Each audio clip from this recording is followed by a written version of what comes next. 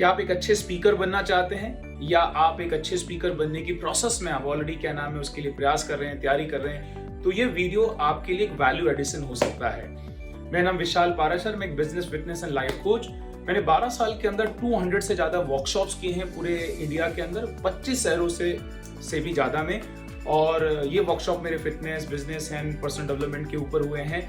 और जो ऑडियंस था मेरा वो 100 से मिनिमम से लेके 5000 का ऑडियंस है जिसको मैंने रिप्रेजेंट किया था फिजिकली, मैं आपको बोल रहा हूँ। और लास्ट 1 साल से जब से ये कोरोना टाइम है तो मैंने ऑलमोस्ट 100% वर्कशॉप जो है वो ऑनलाइन ही किए हैं, जो 30-40 से भी ज़्यादा हो चुके हैं। तो ये जो मैं एक्सपीरियंस आपके साथ शेयर कर रहा हूँ उसमें से कुछ पॉइंट मैं आपके साथ शेयर करना चाहता हूँ ताकि आपको कुछ मदद मिल सके आपको एक अच्छा स्पीकर बनने में।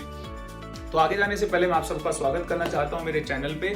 और अगर आप पहली बार आए हैं तो सब्सक्राइब कर लीजिएगा, नोटिफिकेशन का बेल ऑन कर दीजिए तो ताकि जो भी मैं वीडियो अपलोड करूँ वो आप तक पहुँच जाए। तो देखते हैं वो 7 ऐसे पॉइंट क्या हैं मेरी तरफ से, मेरे पर्सनल एक्सपीरियंस से, जो आपको एक अच्छा स्पीकर बनने में मदद कर सकते हैं। पहला पॉइंट क्या है, be your self. Be your self का मतलब क्या है? एक्चुअली मैंने मेरे करियर में बहुत सारे लोगों को देखा है जो एक अच्छे स्पीकर नहीं बन पाते हैं। वो दूसरे स्पीकर की बॉडी लैंग्वेज और उनकी डिलीवर करने के तरीके को कॉपी करना स्टार्ट कर देते हैं। तो ऐसा नहीं करना है, आपको अपना यूनिक स्टाइल निकालना है, बात करने का तरीका, आपकी बॉडी लैंग्वेज या इंफॉर्मेशन को डिलीवर करने का तरीका। आप कितने भी प्रिपेयर हैं और अगर आप स्टेज पे जाके किसी दूसरे स्पीकर को कॉपी करेंगे तो ऑडियंस समझ जाती है, उसका उतना इम्पैक्ट आपका ऑडियंस के ऊपर नहीं आ पाएगा जितना आप अपना कुछ स्टाइल निकालेंगे और खुद बन के बात करेंगे। जस्ट इंजॉय द स्टेज, आपको स्टेज को इंजॉय करना है। तो ये एक मैंने महसूस किया है, पहला पॉइंट। दूसरा क्या है, always know your audience in advance. आपको अपनी ऑडियंस को समझना है, क्योंकि जहाँ पे भी आपको बुलाया जा रहा है, स्पेशली मैं फिजिकली की बात करूँ या ऑनलाइन में भी ऐसा हम पता कर सकते हैं, जहाँ पे भी हमें बात करने के लिए बुलाया जा रहा है तो वहाँ पे ऑडियंस का फीमेल और मेल का रेशो क्या है, किस एज का ऑडियंस ज़्यादातर वहाँ पे आने वाला है, बैकग्राउंड क्या है उनका, कौन सी लैंग्वेज ज़्यादा समझ में आती है। तो ये आपको पहले से अगर आप पता करेंगे और इसको बेस बना के अगर आप तैयारी करके जाएंगे तो एक बहुत अच्छा इम्पैक्ट आप दे पाएंगे। तीसरा पॉइंट क्या है जो आपको समझना है, determine your tone of voice for your speech. जो भी आप स्पीच देने जा रहे हैं उसके हिसाब से आपको अपनी टोन को सेट करना है। जैसे कि आप कोई भी प्रेजेंटेशन है, सेमिनार है, कोई भी वर्कशॉप आप कर रहे हैं, उसकी शुरुआत आप सीरियस नोट से कर सकते हैं पर एंड उसका फन वे से होना चाहिए, एक तो ये समझना है। और सेम लैंग्वेज में, सेम बॉडी लैंग्वेज में, सेम टोन के साथ आप पूरे प्रेजेंटेशन को नहीं कर सकते। आपको कहाँ जोक क्रैक करना है, कहाँ पे आपको बॉडी लैंग्वेज को शिफ्ट करना है, कहाँ आपकी टोन को हाई रखना है, कहाँ लो रखना है। सिंपल सी बात है, आपको ऑडियंस को अपने साथ इंटरेक्टिव रखना बहुत जरूरी है।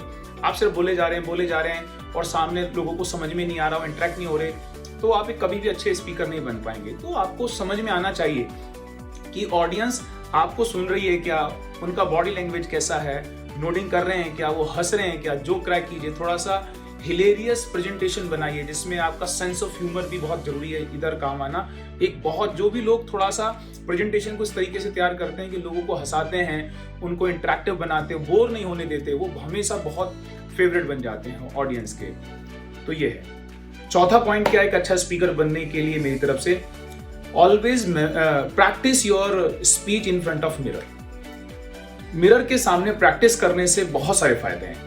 जब आप फिजिकल स्टेज पे होते हैं तो उस समय आप अपने आप को तो देख नहीं रहे होते हैं कि आप कैसे लग रहे हैं, यू आर जस्ट डिलीवर, आप अपना काम कर रहे हैं, इंफॉर्मेशन को डिलीवर कर रहे हैं। पर जब आप मिरर में अपने आप को प्रैक्टिस करते हैं तो उसका सबसे पहला फायदा क्या है कि आप अपनी बॉडी लैंग्वेज को देख पाते हैं, किस तरीके से आपकी बॉडी लैंग्वेज है, आपका टोन ऑफ वॉइस क्या है, कैसे आप इंफॉर्मेशन को डिलीवर कर रहे हैं और करते हुए कैसे लग रहे हैं। तो उससे हमारी कॉन्फिडेंस लेवल बहुत अच्छी हो जाती है।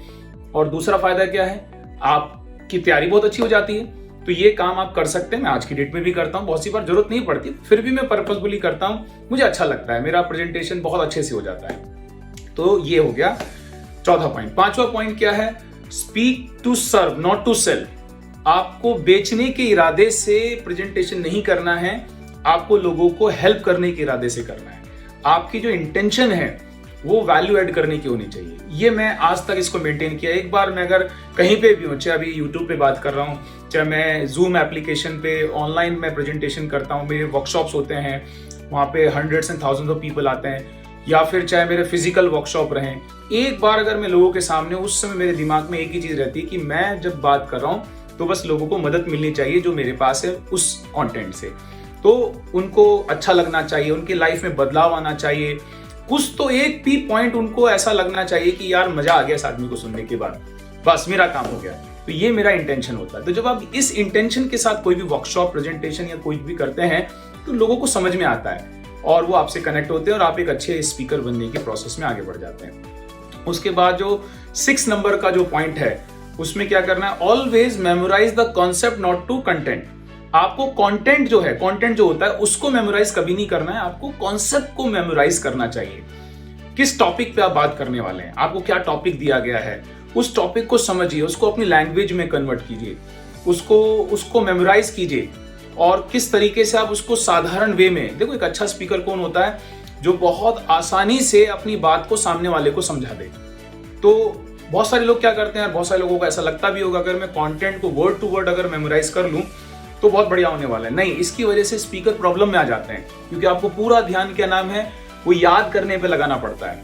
पर जब आप कॉन्सेप्ट मेमोराइज करते हैं, कि चाहे आप फिटनेस के ऊपर बात कर रहे हैं, बिजनेस पे बात कर रहे हैं, आपका कोई भी जिसमें भी आप एक्सपर्टीज है उसके ऊपर बात कर रहे हैं, पर्सनल डेवलपमेंट पे बात कर रहे हैं, जो भी बात कर रहे हैं, आप नेचुरल बात करना स्टार्ट करते हैं। और जब आप नेचुरल बात करते हैं तो लोगों को समझ में आता है। तो इसलिए कभी भी कंटेंट को आप याद मत कीजिए, आप मेमोराइज की कॉन्सेप्ट को आप क्या कर सकते हैं, पॉइंटर बना सकते हैं। जहां पे भी आप बात कर रहे हैं उन पॉइंटर के ऊपर बात कीजिए। पॉइंटर क्या है, आपको ऑन ट्रैक रखेंगे और आप ऑफ ट्रैक नहीं जाएंगे, और पॉइंटर की वजह से आपको मदद मिल जाएगा कि मुझे ये चीज के ऊपर बात करना है। तो इसने मुझे बहुत मदद की है।